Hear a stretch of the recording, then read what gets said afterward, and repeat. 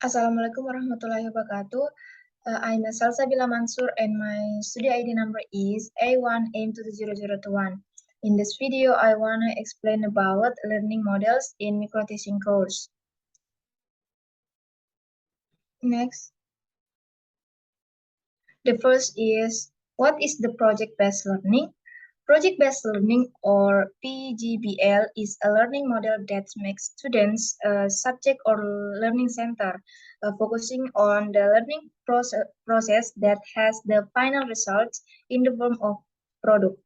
That is, students are given the freedom to determine their own learning activities, working on collaboration learning project until the result of a product.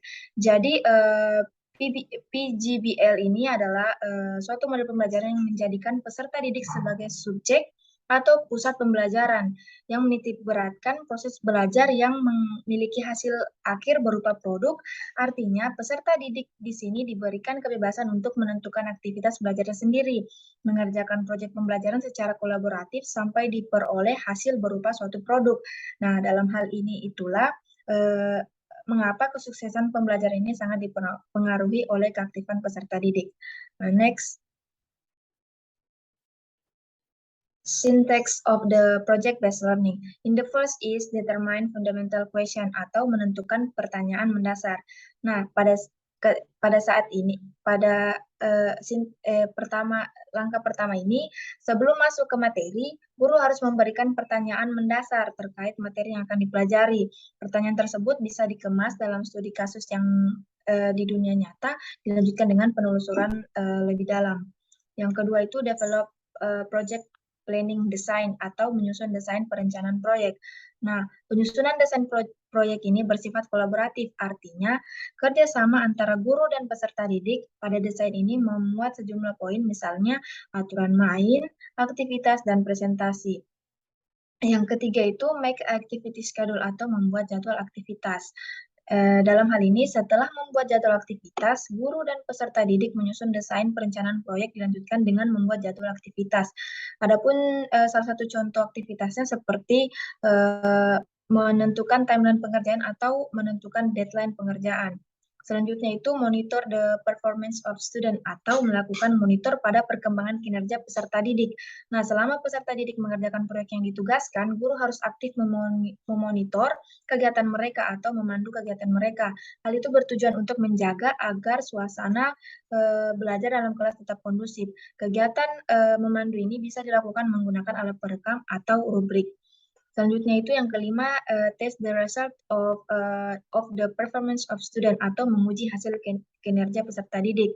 Nah, tingkat pencapaian peserta didik dalam menyelesaikan proyek yang ditugaskan akan diuji dan dinilai oleh guru. Penilaian ini diharapkan bisa memberikan umpan balik bagi pemahaman peserta didik. Hasil kinerja juga bisa digunakan oleh guru untuk menyusun strategi dalam pembelajaran selanjutnya. Dan yang terakhir itu evaluate the experience atau mengevaluasi pengalaman. Nah, evaluasi pengalaman berupa refleksi dari kegiatan yang sudah dijalankan. Pada tahap ini, guru bisa melakukan diskusi ringan dengan peserta didik terkait pengalaman selama mengerjakan proyek. Next. What is the problem-based learning? Problem-based learning is a series of learning activities, meaning that in the implementation of PBL, there are a number of activities that must be done by students. Students not only hear, note, then memorize subject matters, but through the problem-based learning atau PBL model, students become actively thinking, communicate, find, and process data, and finally make conclusion. Nah, dalam problem-based learning ini merupakan sebuah rangkaian aktivitas pembelajaran. Artinya, dalam implementasi learning ini, ada sejumlah kegiatan-kegiatan yang harus dilakukan siswa. Siswa tidak hanya mendengar, mencatat, kemudian menghafal materi pembelajaran, tetapi melalui model problem-based learning ini, siswa menjadi lebih aktif berpikir, berkomunikasi, mencari dan mengolah data, dan akhirnya membuat kesimpulan. Next. Syntax of the problem-based learning. The first is basic konsep atau konsep dasar.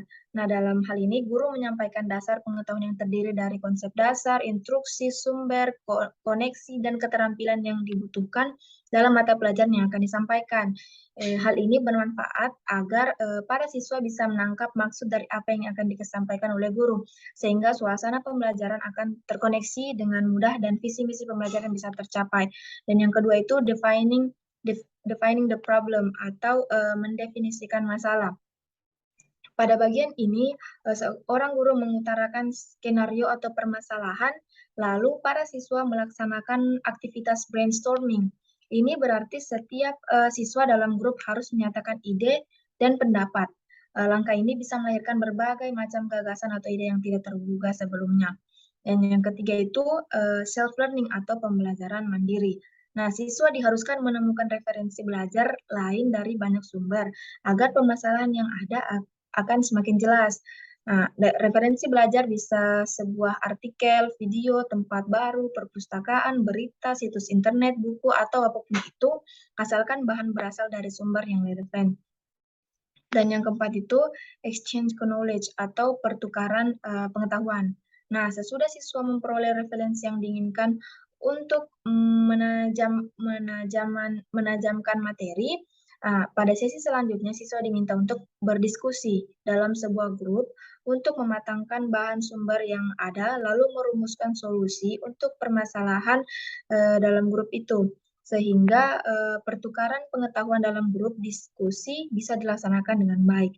Dan yang terakhir itu assessment atau penilaian. Nah, dalam penilaian ini terdapat 3 aspek penilaian yang perlu digarisbawahi, diantaranya adalah sikap, pengetahuan, keterampilan. Seluruh penilaian akan dicatat sebagai hasil akhir terdiri dari laporan, catatan, pekerjaan rumah, kuis, ujian tengah semester, dan ujian akhir semester. Next. Selanjutnya itu what is the discovery learning? Nah, discovery learning is the process of understanding a concept of a matter actively independently for later a conclusion. The aim is to provide opportunities for students to be actively involved in the learning process to find patterns in the concrete and abstract situations, including predictive or extrapolate additional information atau information provide. Nah, dalam discovery learning ini adalah suatu proses untuk memahami suatu konsep dari materi secara aktif dan mandiri untuk kemudian diperoleh suatu kesimpulan. Nah, pada metode ini seorang guru tidak secara aktif menjelaskan materi pada peserta didik. Tujuannya agar untuk memberikan kesempatan bagi para siswa untuk terlibat secara aktif dalam proses pembelajaran untuk menemukan pola dalam situasi konkret maupun abstrak, termasuk meramalkan atau extrapolate informasi tambahan yang akan diberikan. Next. Itu syntax of the discovery learning. Nah, sinteksnya itu yang pertama, stimulation. Nah, pada tahap stimulation, guru memberikan motivasi agar peserta didik bisa lebih fokus dalam mempelajari suatu materi. Dan yang kedua itu problem statement. Nah, pada tahap ini, para peserta didik diminta untuk mengidentifikasi masalah terkait pada materi yang dipaparkan sebanyak mungkin hingga akhirnya timbul pemikiran dan pertanyaan dari peserta didik. Yang ketiga itu data collection. Pada tahap ini, peserta didik diminta untuk mencari beberapa informasi yang relevan untuk menjawab pertanyaan yang dirumuskan pada tahap problem statement sebelumnya. Dan yang keempat itu data processing. Pada tahap ini, guru meminta peserta didik untuk berdiskusi dengan anggota kelompoknya yang lain untuk memproses informasi yang telah dikumpulkan oleh masing-masing anggota. Dan yang kelima itu verification. Nah, pada tahap verification, memuat kegiatan peserta didik untuk membuktikan kebenaran hipotesis yang telah dirumuskan. Nah, cara untuk membuktikannya adalah dengan melakukan pemeriksaan kembali hipotesisnya dan mencocokkan hipotesis tersebut dengan informasi yang telah diperoleh dari literatur yang telah ditemukan. yang terakhir itu generalization. Pada tahap ini, peserta didik menyimpulkan berdasarkan kecocokan antara informasi yang diperoleh dan hipotesis. Next. Model yang terakhir itu, what is the inquiry learning? Inquiry learning is a systematic activity in learning that requires students to think by analytical, critical, and creative ways to get solution to the problem provided independently. The core these models is to help students develop intellectual discipline and thinking skill by asking question and getting answer based on their curiosity. Nah, pada model pembelajaran ini, aktivitas merupakan sebuah aktivitas sistematis dalam pembelajaran yang mengharuskan para siswa untuk berpikir dengan cara analisis, kritis, dan kreatif, agar bisa mendapatkan solusi dari permasalahan yang diberikan secara mandiri. Nah, next. Dalam inquiry learning itu terdapat dua option sintaksnya. Yang pertama itu based on Sutikno opinion 2040. The first is orientasi. Nah, atau orientation. Dalam orientasi ini, dalam orientasi ini langkah yang bertujuan agar siswa bisa sadar dengan permasalahan dan bisa mendefinisikan masalah yang menjadi pokok penelitian. Nah, langkah orientasi ini juga bisa disebut sebagai masa pengenalan dan adaptasi. Yang kedua itu rumusan masalah atau formulation of problems. Nah, pada langkah ini terdiri dari pengenalan tentang apa saja yang harus diselesaikan permasalahan yang ada di lapangan atau dalam kelas. Yang ketiga itu rumusan hipotesis atau hipotesis formulation. Nah, pada bagian ini dimanfaatkan untuk arahan pada saat melaksanakan penelitian, merupakan ranah untuk mengambil dugaan sementara. Yang keempat itu definition. Definisi itu merupakan sebuah penjabaran dari pengertian yang terkandung dalam hipotesis. Yang kelima itu eksplorasi, dilaksanakan untuk mengkaji fakta dan informasi dalam rangka untuk memverifikasikan data yang telah ditemukan untuk dianalisis. Dan yang terakhir itu pembuktian atau proof. Nah, langkah yang digunakan untuk mengkoleksi berbagai data tentang permasalahan dan koneksi antar data sehingga bisa ditarik hakikat hipotesis atau kesimpulan. Dan opsi yang kedua itu yang pertama itu develop a question that students want to answer. Jadi itu mengembangkan pertanyaan yang ingin dijawab oleh siswa.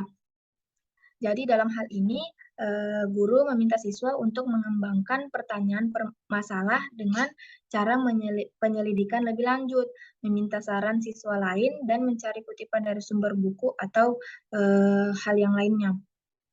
Yang kedua itu research or examine the topic, riset atau meneliti topik. Nah, pada langkah ini, guru bisa memberikan masukan berupa sumber terpercaya mengenai topik yang sedang dialami oleh siswa. Selain itu, guru juga bisa memberikan metode penelitian apa saja yang cocok untuk masalah yang sedang dihadapi siswa. Yang ketiga itu ask student to present anything they have learned, atau meminta siswa untuk mempresentasikan apapun yang sudah mereka pelajari.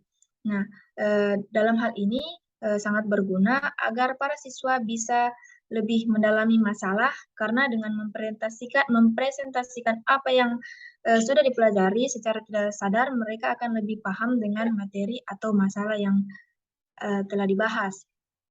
Dan yang terakhir itu ask student to reflect, yaitu minta siswa untuk melakukan refleksi. Nah, pada kegiatan ini, refleksi ini bisa berpikir mengenai apa saja yang telah berhasil dan apa saja yang belum berhasil yang akan dilakukan. inilah sebuah metakognisi yang berjalan, yakni berpikir tentang berpikir, minta siswa untuk fokus pada bagaimana mereka belajar daripada apa yang mereka pelajari. So this is my explanation about learning models. Thank you very much. Wassalamualaikum warahmatullahi wabarakatuh.